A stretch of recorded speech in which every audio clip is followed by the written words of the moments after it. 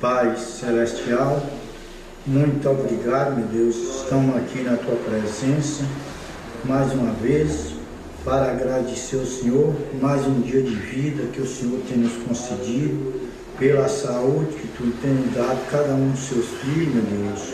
Muito obrigado, meu Deus. Abençoa do maior ao menor que entrou aqui nesta noite, meu Deus.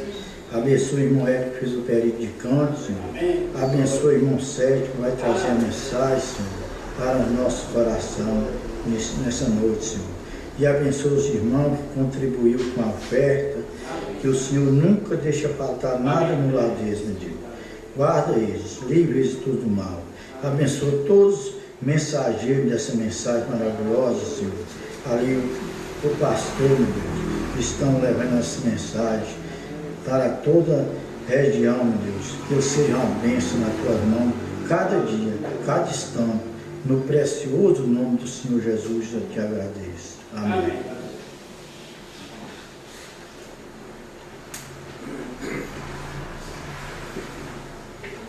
Vamos pôr de pé, irmãos?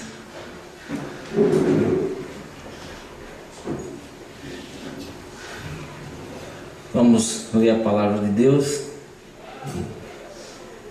no livro de Apocalipse, capítulo 6.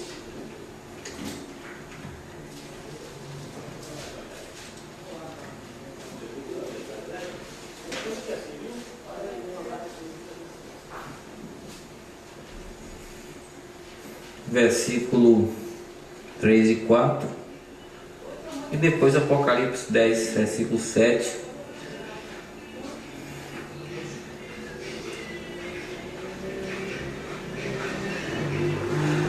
E havendo aberto o segundo selo, ouvi o segundo animal dizendo: Vem e vê. E saiu outro cavalo vermelho, que estava sentado sobre ele. Foi dado que tirasse a paz da terra, que se matasse uns aos outros.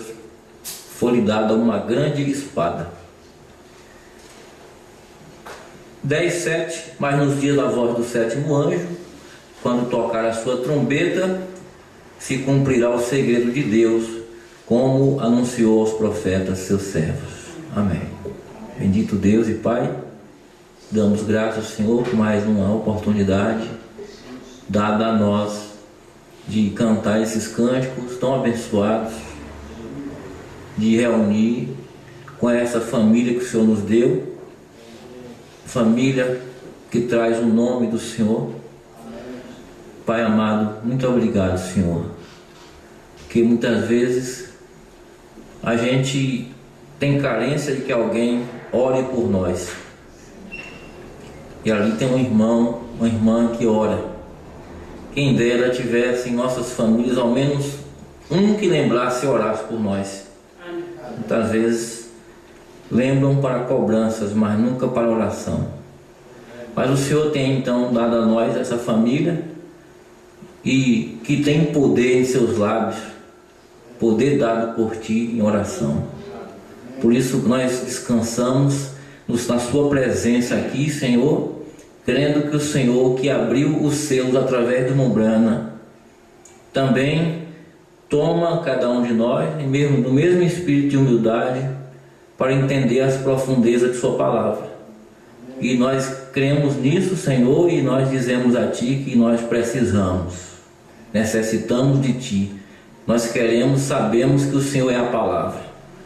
Queremos receber a Ti em tudo, Senhor, sem nenhuma reserva, porque precisamos. Recebe, Senhor, adoração, louvor, tudo que foi feito, e que possa falar comigo, primeiramente, e cada um dos irmãos aqui, no nome do Senhor Jesus. Amém. Graças a Deus, irmãos. Pode sentar.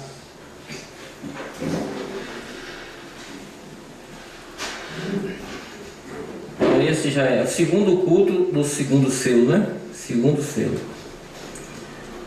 7 trovões, as revelações dos 7 selos. Então é isso, né? Tudo aí, os trovões estão nos 7 selos.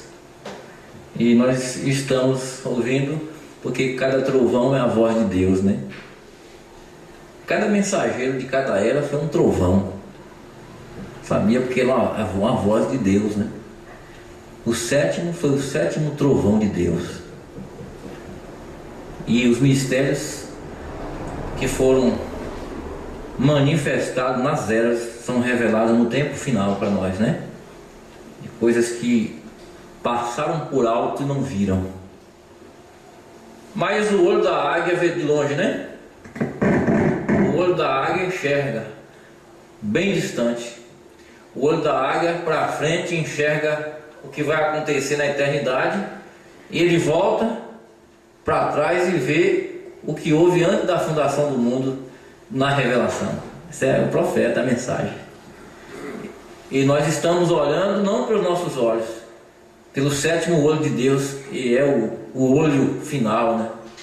Cada eleito de Deus tem esse privilégio de enxergar pelo olho de um grande e poderoso profeta, e que foi Deus mesmo sendo profeta. O profeta irmão Branda chegou a dizer: o profeta dessa era é o Espírito Santo.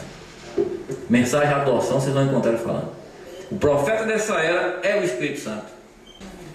Então, irmãos, que nós ficamos aqui vamos pegar na sequência aqui do nosso estudo, segundo selo, a partir da página 10. E nós falamos, vocês recordem da escritura de Amós? Certamente o Senhor Jeová não fará coisa alguma sem revelar os seus segredos aos seus servos os profetas. Foi o ponto em que nós paramos. E no 33, que é o parágrafo que nós estávamos lendo, onde o profeta irmão Branda diz assim: recordem, nada pode ser revelado. Deus não faz nada sem que primeiro o revele a seu servo profeta. Antes de fazer qualquer coisa, o revela. Tem que ser assim, né? Agora, crer naquela revelação não é coisa de Deus também, porque Jesus era o Filho do homem naquele tempo. Só entendeu o mistério de Deus no homem quem Jesus revelou. Porque diz: ninguém vem, ninguém reconhece aquele que está nele. Não é? Ninguém vai a Deus sem que Jesus leve. O que foi Jesus ali? O mensageiro, Deus no homem, Deus na carne, né? E então é assim: Deus revela ao seu mensageiro, Deus revela ao seu profeta, mas ele traz a mensagem. Mas aqueles revelados também é Deus que envia. É tudo na predestinação, né? Está descansado nisso. Então, quando revela, diz: algo vem, tem sido revelado, e estas coisas das quais estamos falando deveriam ser reveladas nos últimos dias, um pouco antes da última trombeta, ao fim da mensagem da última era da igreja. Está dizendo que o fim da mensagem é antes da última trombeta, porque seria revelado um pouco antes da última trombeta. O fim da mensagem da era da igreja um pouco antes da última trombeta. Aqui nós temos a escritura de Coríntios, capítulo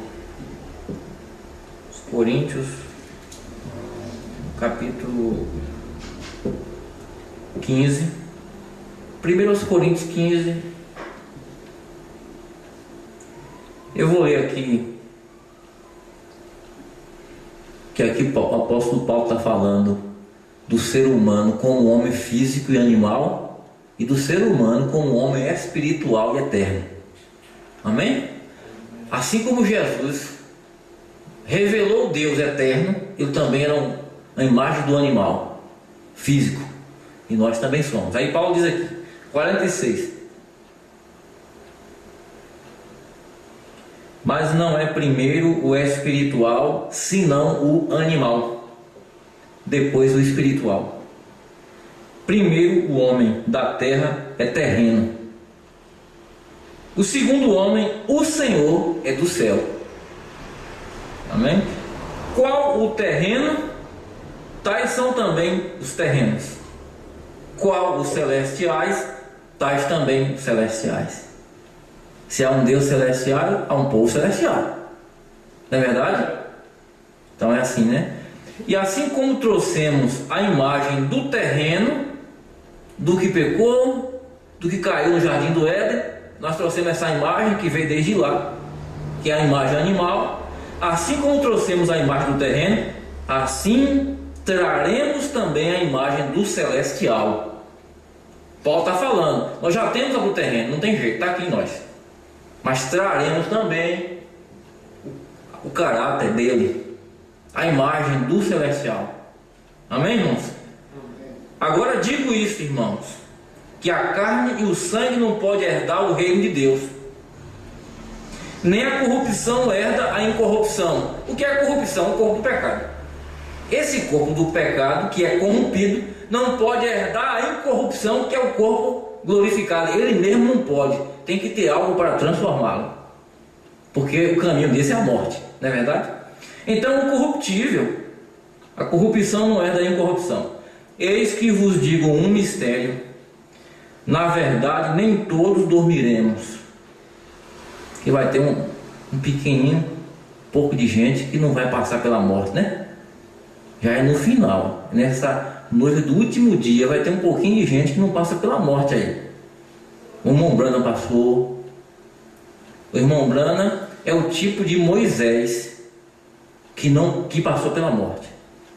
O tipo. Aí essa noiva do último dia é um tipo de Elias que não passou. Um tipo de Enoque também, não é? Que não passou. Mas eis que vos digo um mistério: na verdade nem todos dormiremos, mas todos seremos transformados. Nem todos dormiremos, mas na hora de ser transformado, todos seremos, tanto os que tiverem que não morrer, como o que morreu. Nem todos passam pela morte, mas para ser transformado, todos seremos, tanto os que estiverem de pé, que não passar pela morte, como aqueles que estão lá. Nem todos dormiremos, mas todos seremos transformados. No momento, num abrir e fechar de olhos, ante a última trombeta. Porque a trombeta soará, os mortos ressuscitarão incorruptíveis e nós seremos transformados. Porque Paulo está se colocando como tipo do que está vivo. Embora ele passou pela morte, mas estava falando como vivo. Esse nós que está falando é referente àqueles que não estão vivos, né? Ressuscitarão primeiro, e os que estiverem vivos serão transformados. E o profeta diz, antes dessa última trombeta, que essa a trombeta da transformação, da ressurreição, os mistérios de Deus aqui são abertos, não é? Os últimos dias, um pouco antes da trombeta, o fim da mensagem da última era da igreja. Correto. Se você quer ler, pode ver o Apocalipse 10, 1 a 7. Apocalipse 10, do 1 ao 7, cumpre antes da última trombeta. Quero que vocês fiquem bem atentos a isso, para a gente às vezes lê a mensagem, passa muito rápido por cima, né? A gente para uns pontos muito importantes. Apocalipse 10, do 1 ao 7, é o sétimo selo. Apocalipse 10 é o sétimo selo. Aliás, o 10 todo é o sétimo selo, né? Conforme a mensagem, festa das trombetas, Apocalipse 10 é o sétimo selo. É o cumprimento. Tudo se cumpre ali. E aí, na última trombeta, vem a transformação. Eu queria entrar num ponto aqui importante, porque no final do culto se falou sobre o novo nome, o nome dos eleitos, né? E o irmão Brana fala que aqueles que não serão enganados pela falsa religião são esses cujos nomes estão escritos nos selos. E no livro da vida, que é a mesma coisa nesse sentido, né? Então, onde se refere ao nome, se vocês observam nas recompensas das eras. E a gente tem que entender que o novo nome de Jesus Cristo, conforme está escrito, por exemplo, o novo nome de Jesus Cristo, conforme está escrito no primeiro selo, né? Que o profeta irmão Brana disse que eles gritam, não recebem nada, porque não tem um novo nome, e aquilo ali seria revelado nos trovões. E os trovões são as revelações dentro dos 7 selos. No 132 do primeiro selo, seu nome sobre a terra foi Jesus o Redentor, porque foi Redentor quando esteve sobre a terra, porém quando conquistou o inferno e a morte, os venceu e ascendeu. Então recebeu um novo nome. Por essa razão que gritam, fazem tanto ruído, não recebem nada, será revelado nos trovões. Você vai encontrar na 6ª era, Filadélfia, referindo-se a esse novo nome. Não é? É uma revelação que está dentro dos trovões, o profeta diz. É revelado nos trovões. Se os trovões estão abertos para nós, esse novo nome deve estar aberto. O profeta não refere sobre o nosso novo nome.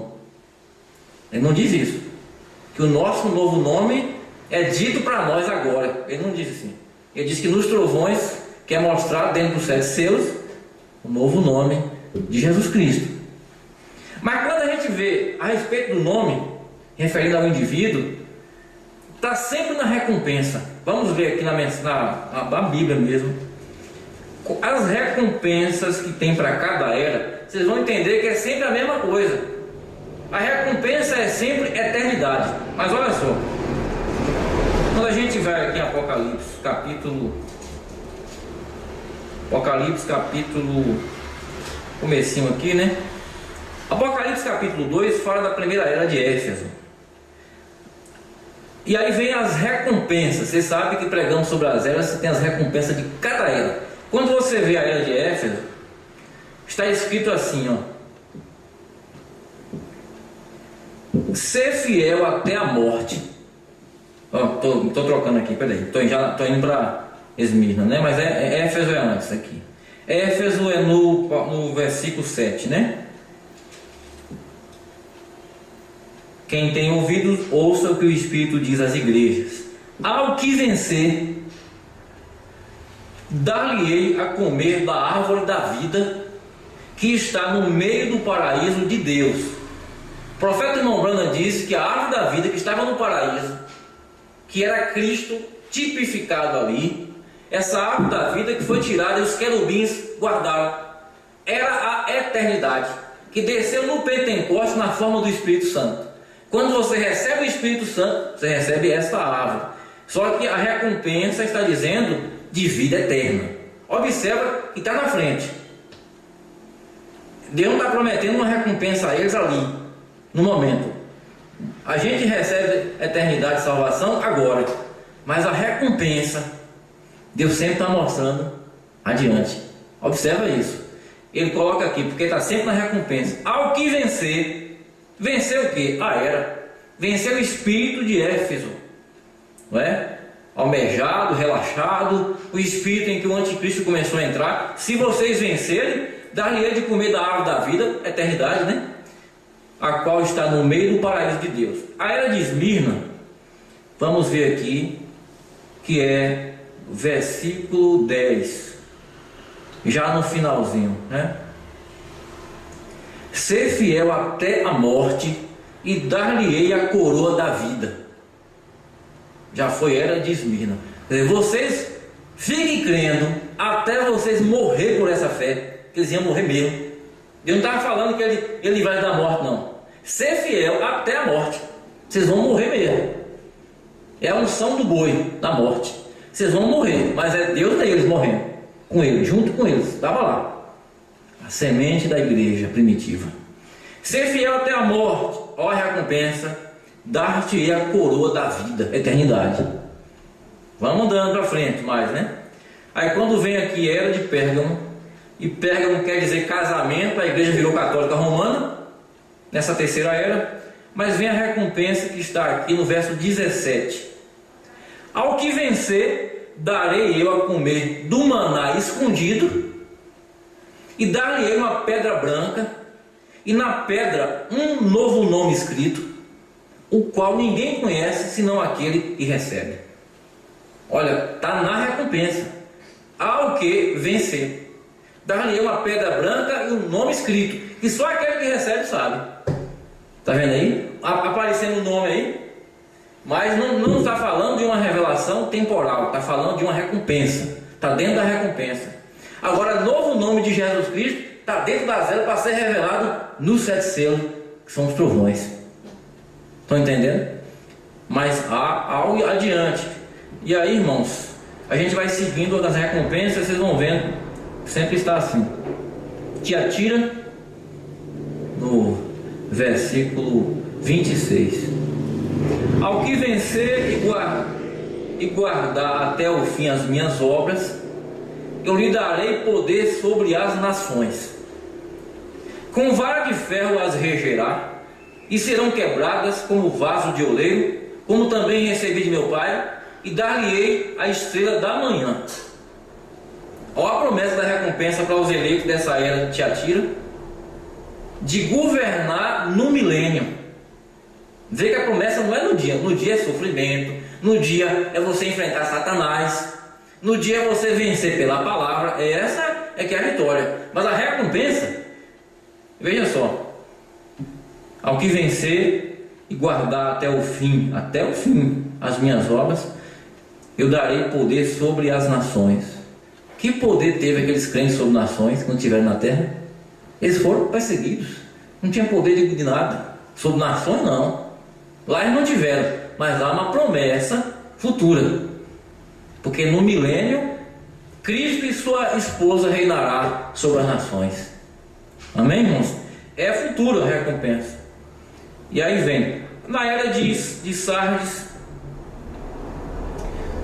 no versículo 5, o que vencer será vestido de vestes brancas, e de maneira nenhuma riscarei seu nome do livro da vida.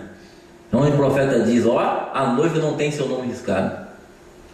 Haverão alguns que terão o nome riscado, mas os eleitos não. De maneira alguma riscarei o seu nome do livro da vida, e confessarei seu nome diante de meu Pai e diante dos seus anjos. Promessa, eternidade. Amém? Resumindo, a promessa sempre é eternidade. Novo nome eterno. Tudo resume em eternidade. Aí quando você vai, era de Filadélfia, 6ª era, já estava perto, de vir o Elias, porque 6ª era foi antes da 7ª. E aí vem verso 12: ao que vencer, eu farei coluna do templo do meu Deus. A mesma recompensa dos apóstolos que foram as colunas. Te farei como coluna. Amém? Dele nunca sairá, escreverei sobre ele o nome do meu Deus, e é Jesus Cristo. Escreverei o nome do meu Deus, o nome de nosso Deus é Jesus Cristo, Senhor Jesus Cristo. Amém? O nome do meu Deus, e o nome da cidade do meu Deus, a Nova Jerusalém, que desce do céu do meu Deus, e também o meu novo nome. Está dentro dessa era aqui, Está se falando disso. E quando nós chegamos nessa última, Laodiceia, que o negócio de Deus quanto a Laodiceia se encerrou em 63, se encerrou quando Deus desceu no ministério de Apocalipse 10. Deus trabalha somente para uma noiva. Agora, não tem mais com ela, mas a recompensa da era dos que saíram daquela era, desta era de Laodiceia, no versículo 21. Veja o grau que está os eleitos dessa era. Ao que vencer, lhe concederei que se assente comigo no meu trono. Eu estava no trono do Pai, saí, estou no meu agora. Deixei de ser cordeiro para ser leão. Como o cordeiro estava no trono do Pai, o profeta explica isso. Como leão em seu próprio trono. O trono do poder. Comigo em meu trono, assim como venci, me assentei com meu Pai no seu trono. Aí é uma era em que a mensagem tira um grupo de eleitos para o casamento. A central ao lado do rei tem que ser rainha, ao lado da esposa, esposa. Por isso que a mensagem faz esse casamento agora. E aí isso já começa aqui. Amém? Aí vem a recompensa falando sempre do porvir. Mas quando vem essa era, já começa pelo casamento aqui. Já é uma recompensa nós saber da revelação da palavra completa. Já é recompensa já. Mas isso nos leva muito mais adiante, amém? Do que vai vir. Agora a gente precisa dar graças a Deus e ser grato pelaquilo que Ele nos deu. Deus se revela na simplicidade, na humildade. E às vezes a pessoa assim, tá igual a Bruna diz, alguém vai estar com a unha doendo, né? Aí pronto, começa a lamentar. Não, você sabe que você terá um corpo glorificado. Essa é a promessa. Você não pode poder crer nisso. A pessoa pode morrer de câncer. Você pensa que um eleito de Deus não pode morrer, partir de câncer? Pode, mas ele tem que crer que ele terá um corpo glorificado. Deus pode permitir. O apóstolo Paulo orava sobre um mal que Deus não tirava, não é? E Jó sofreu muito de um mal que Deus permitiu muito tempo. Mas Jó poderia ter morrido também. Deus tirou, mas Deus poderia deixar ele partir também, não tinha problema. Ele já estava pronto para isso. Não é? Estava pronto para morrer. Sei que meu Redentor vive e um dia, não é, se manifestará sobre a terra e eu verei face a face. Ele estava pronto já. Deus tirou, mas só que a gente tem que crer, firmar naquilo que Ele te deu. Amém? Porque Deus não pode dar nada a nós que seja maior que Sua palavra e salvação. Cura divina, primeira etapa. Segunda etapa foi apenas uma base para vir a terceira. Agora, pelos olhos naturais, as pessoas dão mais valor à cura divina, a primeira e segunda puxada, do que a terceira. Eles pensam que a terceira etapa é somente doutrina para confundir, é coisa difícil. Eles querem ver o poder da cura, né? E tal, mas o movimento pentecostal fez isso e Deus, o avivamento passou, né? Cura divina não é avivamento, não. Mas Deus cura até hoje. Mas esse não é o avivamento do dia.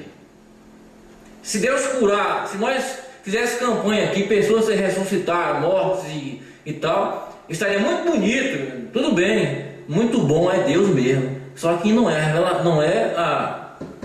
seria o avivamento do dia. O avivamento do dia é a palavra revelada. É os trovões abertos. Isso que é o avivamento. Que o Mão Brana chega a dizer isso. Se eu encontrar aqui, eu li para os irmãos rapidinho. Deixa eu ver, talvez seja um pouco mais adiante, mas não faz mal a gente ler. Deixa eu encontrar aqui esse parágrafo. Eu creio que é aqui. Que eu falei disso, a gente sempre recorda de outra citação que o profeta diz, né? Do céu.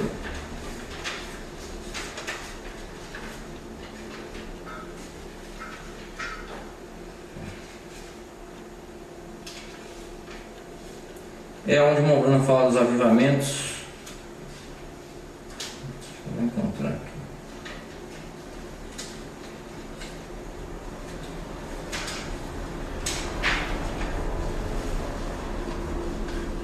E são tantos parágrafos a gente.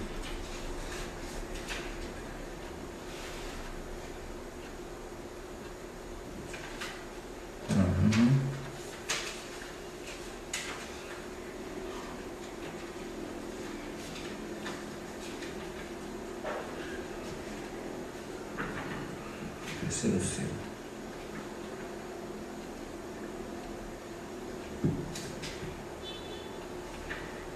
Parágrafo 104 do terceiro selo. Bem, vou lá no terceiro selo pegar um parágrafo, né?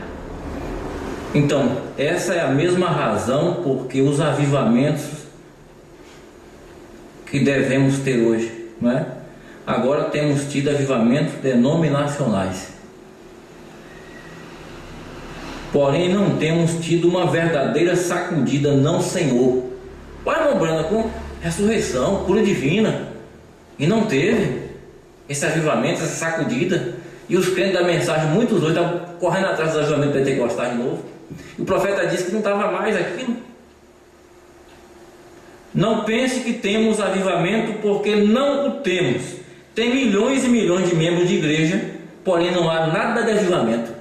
Veja só. A noiva ainda não tem tido um avivamento, ainda não tem havido ali nenhuma manifestação de Deus para sacudir a noiva, não é a igreja, a noiva. Estamos esperando isso.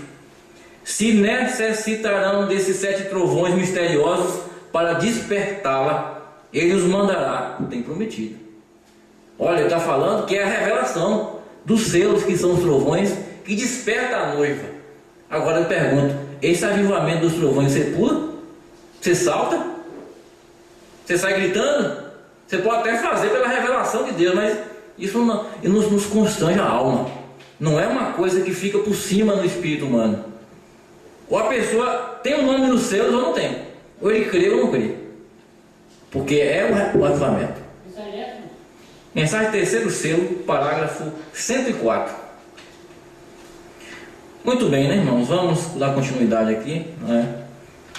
O tempo vai voando ali, né? Segundo selo, né? Nós estamos aqui lendo. Estou bem na frente, né?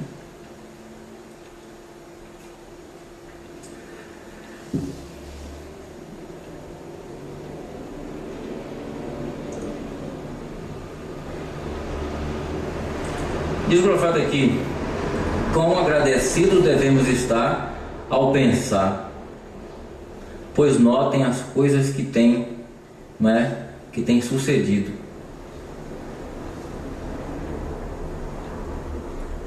Vou voltar um pouquinho aqui. Temos visto os símbolos que significam essas coisas, mas não pode ser corretamente revelado até os últimos dias. Então devemos estar nesse tempo, o tempo do fim. Recordem, ele não fala nada sem que primeiro revele, e tampouco ouvidem a ele faz de uma maneira tão singela que os sábios, os prudentes passam por alto. Agora isto se encontra em Mateus 11, 25, 26, recorda, não faz nada sem que revele primeiro, logo revela de tal maneira que os ilustres e educados passam por cima, passam por alto. Então, foi sabedoria em vez da palavra o que o mundo desejava quando aconteceu o primeiro pecado. Ou seja, o mundo quer sabedoria, não quer a palavra. Foi sabedoria que Eva quis. Conheceu o bem e o mal, mas não quis a palavra de Deus. Não coma dessa árvore. Eles quiseram sabedoria, ela quis sabedoria. Assim está a era, assim está as igrejas. É uma sabedoria conjecturada pelo homem, porque assim era. Eva quis saber muito, mas aquilo estava fora. A palavra foi: não coma. A palavra hoje, certamente o Senhor Jeová não faz nada sem enviar um profeta. Tem um profeta. As igrejas não querem a palavra, elas querem o quê? Elas querem uma conjectura, querem um conhecimento de teologia. O profeta chama a atenção para isso. E como agradecidos devemos estar ao pensar que, pois, notem as coisas que está sucedendo, as coisas que ele nos tem dito. Agora você que está aqui no tabernáculo, onde temos crescido juntos, isto é para vocês. Eu lhes rogo, no nome do Senhor Jesus Cristo, que me mostre uma só coisa, dentre as centenas de coisas que têm sido pregadas aqui, antes que sucedesse, que não haja acontecido como foi dito. Vocês mostrem. Mostre uma só ocasião quando ele haja dito algo na plataforma, em qualquer parte, que não haja sucedido tal como ele disse. Poderia uma mente humana fazer isso? A pergunta do profeta. Tudo que ele falou aconteceu. Mostre-me algo que ele tenha dito e não tenha sucedido. Agora, poderia uma mente humana fazer isso? Só Deus, não é?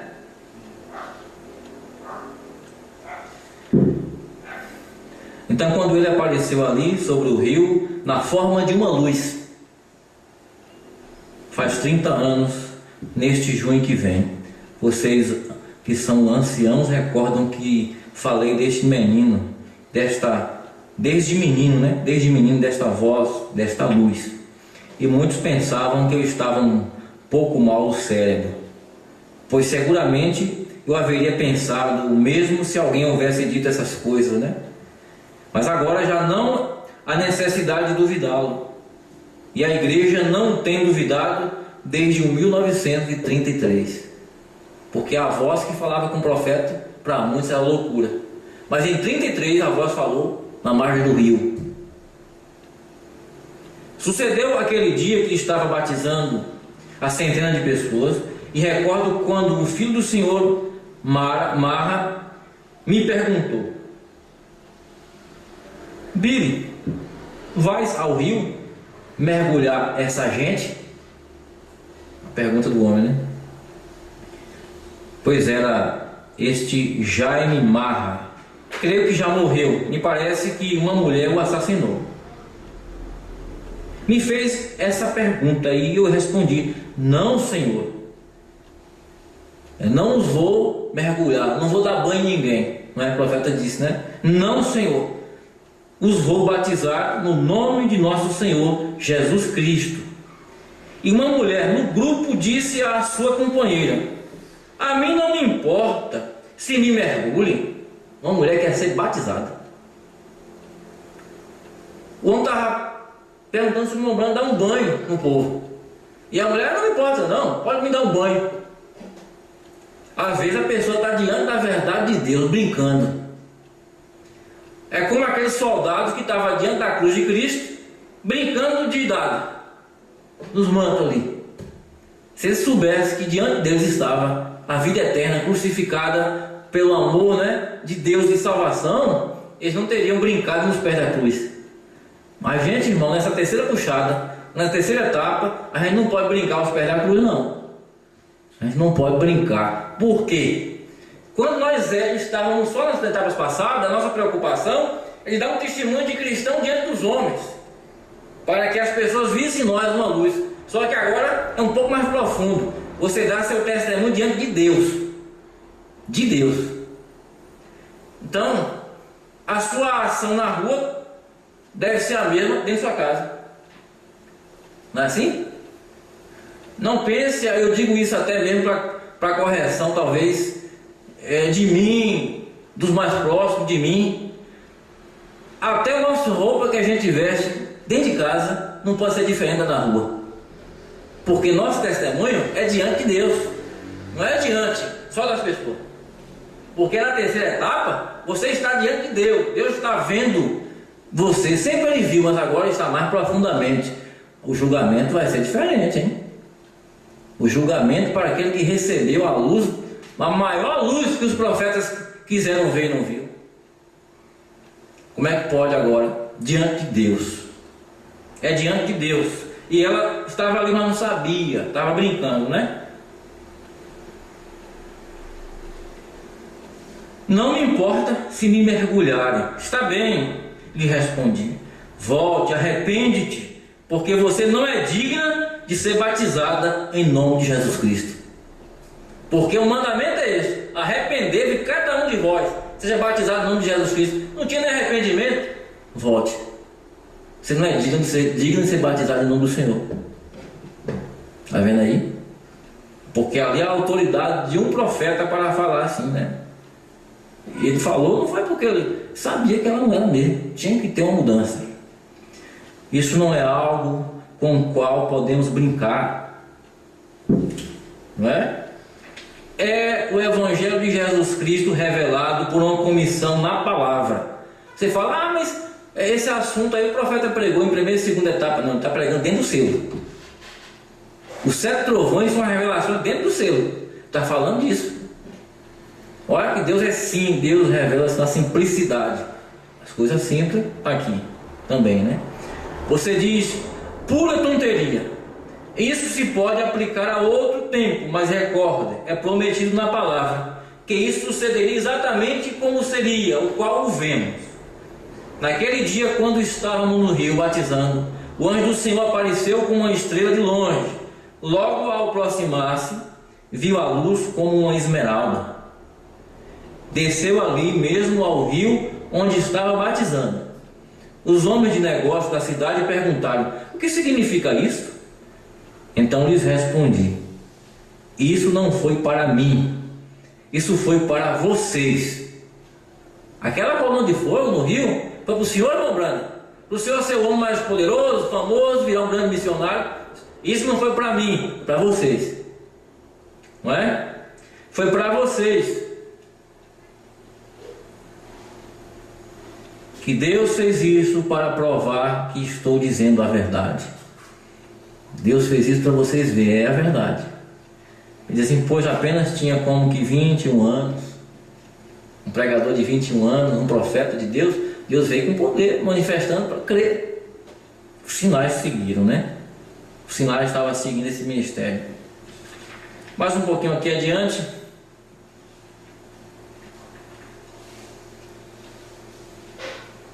Em 52, o profeta começa a revisar um pouquinho do primeiro selo. Ele diz assim: quando saiu então o cavaleiro do cavalo branco, ele serviu em 3 etapas. O diabo, como o provei outra noite. Ele se encontra numa trindade tal como Deus. Deus se encontra numa trindade de ofícios, não de pessoa.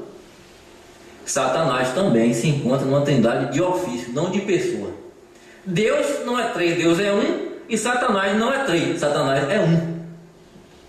Quando ele veio com o espírito do anticristo, era um diabo no anticristo. Quando ele vem falso profeta, é o mesmo diabo no ministério de falso profeta, progredindo. Por fim, vai ser a besta, né? Então, o profeta continua: observe bem estas etapas. Na primeira etapa, quando o Espírito Santo veio, todos os crentes tinham suas coisas em comum, e sobre eles estava o Espírito de Deus, e os apóstolos iam de casa em casa, partindo o pão com as pessoas. Isso é o Espírito Santo nos apóstolos. Então houve grandes sinais, maravilhas. Logo de repente, vocês entenderem como é que o espírito do anticristo entrou lá, chamada Obras dos Nicolaítas. O profeta vai explicando aqui como que foi, lá no comecinho. Satanás fez com que se levantasse uma murmuração. Deus odeia murmuração, né, irmãos? O que o povo no deserto fizeram, murmuraram contra Moisés, mas era contra Deus. Murmuração é a pessoa, por exemplo, dizer assim: ah, meu Deus, a coisa era bem melhor, agora está ruim demais para mim. Isso ofende Deus. Você nunca diga que os dias para você estão pior, nunca diga. Deus vela por ti. Você pode estar passando por um problema de tribulação, de provação, não é? Provação é Deus te provando, para te aprovar depois. Mas pode ser uma coisa errada também, que tem que consertar, né? É diferente, é outra coisa. Mas nunca diga: mas surgiu uma murmuração. Satanás fez uma murmuração. Estava tudo perfeito. O Espírito Santo, né? A divisão do pão, tudo entre eles lá. Mas aí... E enquanto corria o tempo, os escravos, as pessoas pobres da terra que haviam recebido o Espírito Santo, iam se espalhando em diferentes lugares, testificando. E eles iam testificando a seus amos, seus chefes, seus patrões, falando do que eles receberam o Espírito Santo. Não ficaram só, eles tinham que pregar mesmo. Pregaram para os patrões, para aqueles que não governavam eles. Levaram o Evangelho. Então, com o tempo, havia capitães do exército, pessoas de posição que viam o Espírito valoroso, os milagres, os sinais que estavam nessas pessoas e operavam. Então eles aceitaram o cristianismo e se iam congregar com os crentes em lugar escondido, de pouca luz, escondido. Eles viram tão tremendo aquilo que eles não tinham. Mesmo sendo senhor de escravo, pessoa de influência, chefe de exército, isso é tremendo. Eles iam buscar para ver o que é que tinha lá, não é? Então o que acontece aqui, o profeta diz, né?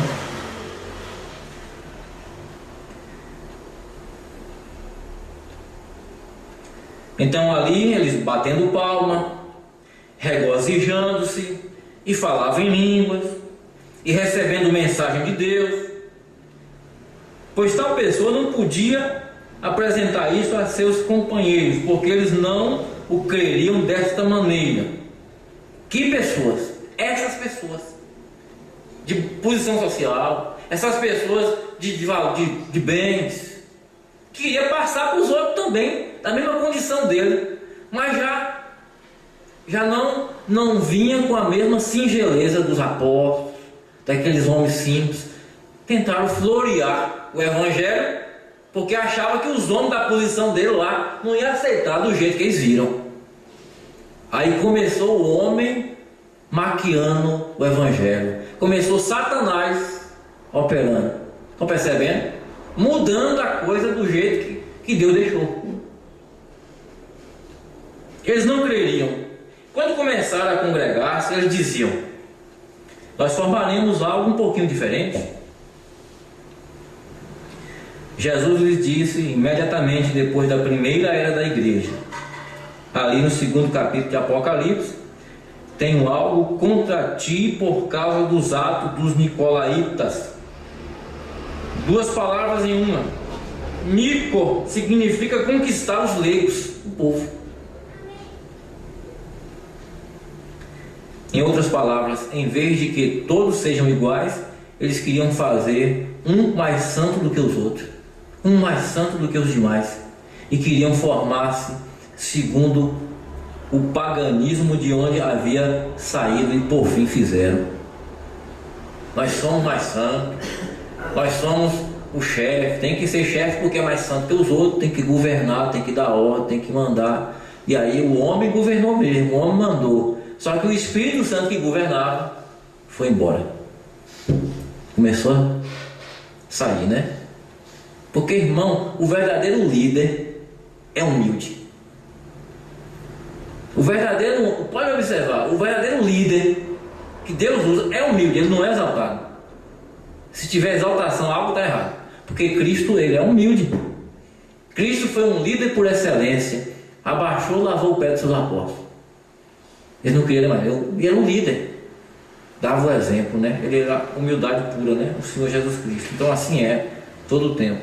Vamos encerrar com essa leitura aqui, que o tempo já não dá para a gente continuar muito tempo aqui. Mais 2 parágrafos só. O profeta diz: nós como mortais podemos errar, mas Deus não pode errar, porque a primeira decisão de Deus é perfeita. Assim também como a maneira que ele escolheu fazer as coisas, não pode haver outra maneira melhor.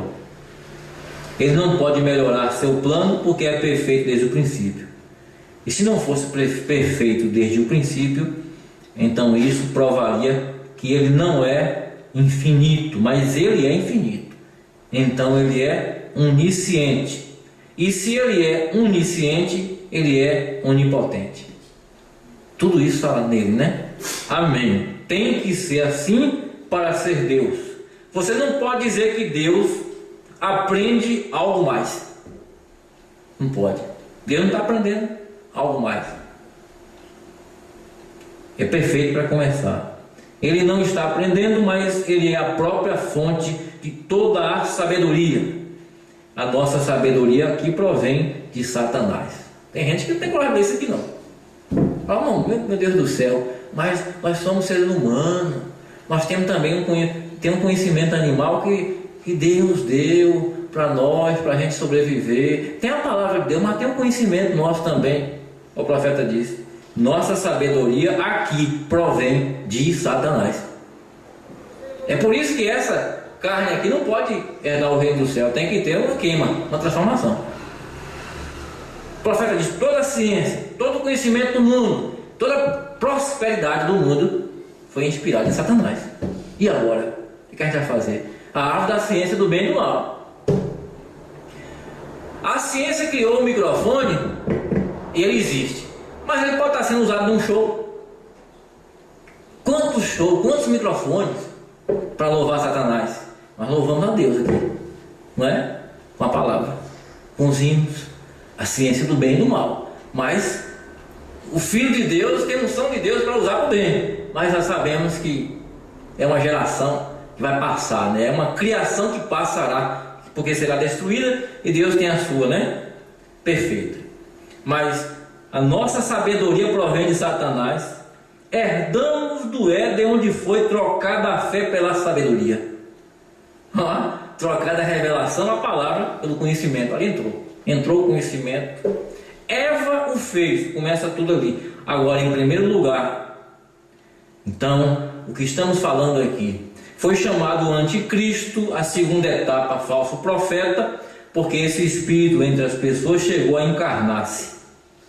Agora, o cavaleiro do cavalo branco não tinha coroa quando começou, mas depois foi dada uma coroa. Por quê? Porque o primeiro lugar ele foi espírito nicolaíta, aquelas obras. Esse espírito se encarnou num homem e ele foi coroado e recebeu um trono.